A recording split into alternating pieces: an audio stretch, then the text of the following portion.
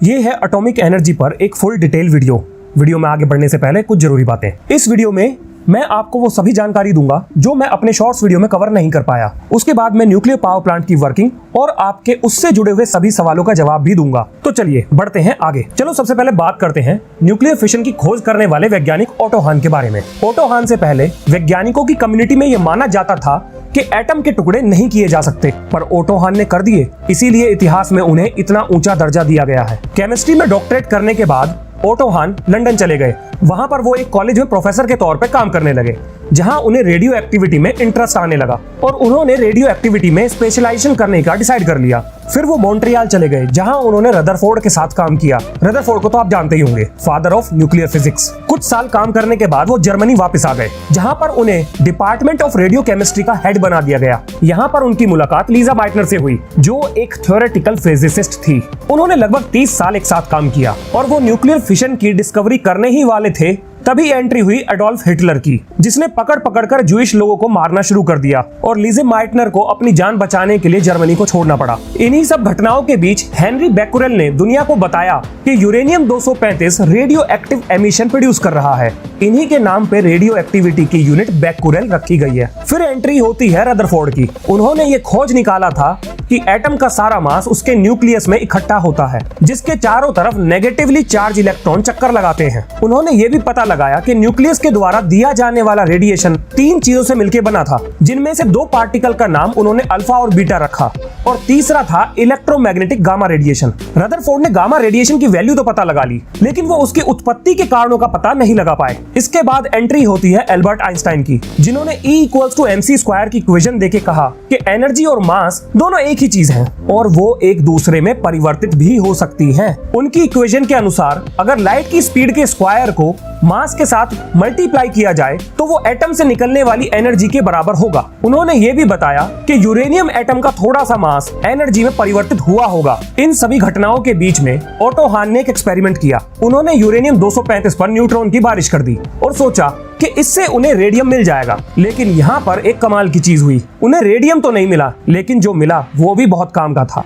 उन्हें मिला बेरियम और क्रिप्टन। लेकिन कमाल की बात यह थी, बेरियम और क्रिप्टन का टोटल मास यूरेनियम के मास से कम था। तो आखिर एक बड़े न्यूक्लियस के टूटने पर 2 छोटे न्यूक्लियस बनने के बाद मास कैसे कम हो गया? उन्होंने लीजा माइटनर को एक पत्र लिखा। पत्र के जवाब में लीजा माइटनर ने बताया, क्योंकि यूरेनियम का न्यूक्लियस बहुत बड़ा था तो न्यूट्रॉन के टकराने पर वो डिस्टर्ब हो गया और प्रोटॉन 2 गुटों में बट गए, और क्योंकि उनका चार्ज एक समान था तो वो एक दूसरे से अलग होने की कोशिश करने लगे, जिसके परिणाम स्वरूप यूरेनियम के न्यूक्लियस के टूटने के बाद खोया हुआ मास बदल गया ऊर्जा में। लीजा माइटनर की थ्योरी पर बाकी वैज्ञानिकों ने भी मोहर लगा दी। 1944 में ओटो हान को केमिस्ट्री का नोबेल प्राइज भी दिया गया, पर एक ऐसी भी चीज थी जिस पर उनका ध्यान नहीं गया था। यूरेनियम 235 के न्यूक्लियर फिशन होने पर एनर्जी के साथ साथ उसने 3 न्यूट्रॉन भी दिए थे, और ये न्यूट्रॉन अपने आसपास के यूरेनियम एटम से टकराकर और ज्यादा एनर्जी रिलीज कर रहे थे, जिसे चेन रिएक्शन का नाम दिया गया। इसके बाद एंट्री होती है एनरिको फर्मी की।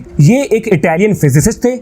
इन्होंने दुनिया का पहला फिशन रिएक्शन को कंट्रोल करने वाला रिएक्टर बनाया था, जिसका नाम था शिकागो पाइल 1। न्यूक्लियर फिशन को कंट्रोल करने की भनक हिटलर को लग गई और उसने अपने वैज्ञानिकों को एटम बॉम्ब बनाने के लिए आदेश दे दिए, जिसके परिणाम स्वरूप हंगेरियन फिजिसिस्ट एल्बर्ट आइंस्टाइन के पास जाके अपनी चिंता व्यक्त करते हैं। उनका ऐसा मानना था, हिटलर द्वारा बनाया गया एटम बॉम्ब पूरी मानवता के लिए सबसे बड़ा खतरा होगा। मौके की नजाकत को भांपते हुए एल्बर्ट आइंस्टाइन ने तब के यूएस प्रेसिडेंट रूजवेल्ट को एक पत्र लिखा, जिसमें उन्होंने अमेरिका को जर्मनी से पहले एटम बॉम्ब बनाने के लिए कहा। फिर क्या था, रूजवेल्ट के आदेश पर लाखों इंजीनियर्स की टीम इकट्ठी की गई और वैज्ञानिकों की मदद लेकर उन्होंने कुछ ही महीनों में एटम बॉम्ब तैयार कर लिया। एटम बॉम्ब बनने के बाद अमेरिका ने 16 जुलाई 1945 में न्यू मैक्सिको में धमाका करके इसकी जानकारी पूरी दुनिया को दे दी। पर पैसिफिक ओशन में जापान ने अमेरिका का मार मार के भरता बना रखा था। जापान को कंट्रोल करने के लिए अमेरिका ने 6 और 9 अगस्त 1945 में जापान के हिरोशिमा और नागासाकी पर एटम बॉम्ब गिरा दिए, जिसमें 2 लाख से भी ज्यादा ज्यादा लोगों की मृत्यु हुई थी। ये था न्यूक्लियर फिशन से जुड़ा हुआ इतिहास। अब चलते हैं एक न्यूक्लियर रिएक्टर की वर्किंग पर।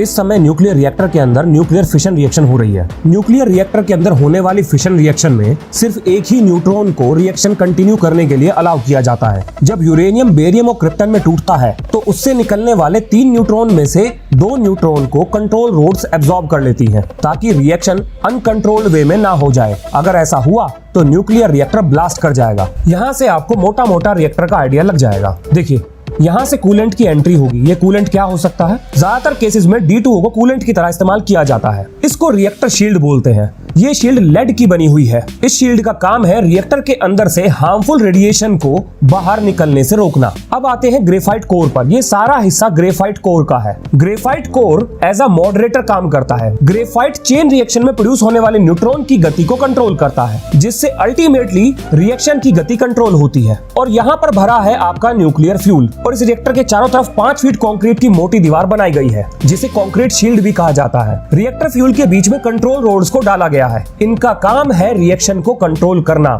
न्यूक्लियर फिशन में प्रोड्यूस होने वाले एक्स्ट्रा न्यूट्रॉन को ये एब्जॉर्ब कर लेती है। चलिए बताता हूँ आपको कौन कौन सा मटेरियल कंट्रोल रोड्स में इस्तेमाल होता है। ज्यादातर हम बोरोन, कैडमियम, सिल्वर, हैफनियम और इंडियम का इस्तेमाल करते हैं। इन मटेरियल की खास प्रॉपर्टी ये है कि ये न्यूट्रॉन को एब्जॉर्ब करते हुए खुद को डिके होने से बचा लेते हैं। अब बात करते हैं न्यूक्लियर रिएक्टर कैसे काम करता है। देखिए, ये आपका न्यूक्लियर रिएक्टर है। इसके चारों तरफ कंक्रीट की मोटी दीवार और उससे पहले लेड की शील्डिंग की गई है, ताकि कोई भी रेडिएशन बाहर ना जा सके। ये सब करने के बाद भी इस रिएक्टर वेसल को एक और शील्ड के थ्रू बाहर के एटमॉस्फेयर से सेव किया गया है, ताकि किसी भी अनचाही दुर्घटना से बचा जा सके। आइए अब देखते हैं इसमें हो क्या रहा है। ये जो आप लाल रंग के डॉट्स देख रहे हैं, ये है D2O। ये क्या काम कर रहा है? ये इस रिएक्टर को ठंडा रखने का काम कर रहा है। इस रिएक्शन के दौरान प्रोड्यूस होने वाली हीट एनर्जी को अपने अंदर एब्जॉर्ब करके एक दूसरे टैंक से होता हुआ पंप की सहायता से रिएक्टर में जाकर एक चेन को कंप्लीट करता है। दूसरे टैंक में पानी भरा है, जहां पर ये अपनी हीट एनर्जी को उस पानी को दे देता है। ये पानी उस हीट एनर्जी से स्टीम में बदलकर टरबाइन के ब्लेड्स को घुमाता है। ये टरबाइन एक शाफ्ट की मदद से एक जनरेटर से कनेक्टेड है और ये जनरेटर बिजली उत्पन्न करके ट्रांसमिशन लाइन के थ्रू शहरों को भेज देता है। इस टरबाइन को घुमाने के बाद इस स्टीम को एक कंडेंसर की मदद से ठंडा किया जाता है। ठंडा होने के बाद एक पंप की सहायता से वापस इस चेन को कंप्लीट किया जाता है। ये थी सिंपल शब्दों में एक न्यूक्लियर पावर प्लांट की वर्किंग। पर ये हैवी वाटर है क्या और कहां से आया? देखो, हैवी वाटर की डेंसिटी और बॉइलिंग पॉइंट नॉर्मल वाटर से ज्यादा होता है। हैवी वाटर को बनाने के लिए पहले नॉर्मल पानी में से हाइड्रोजन और ऑक्सीजन को अलग करो। अब उस हाइड्रोजन को लिक्विफाई करो और उससे बनाओ ड्यूटेरियम को। ड्यूटेरियम हाइड्रोजन का एक आइसोटोप होता है। अब इस ड्यूटेरियम को ऑक्सीजन के साथ रिएक्ट करो और इस तरह से मिलेगा आपको हैवी वाटर। न्यूक्लियर रिएक्टर में मोटा मोटा बस यही है।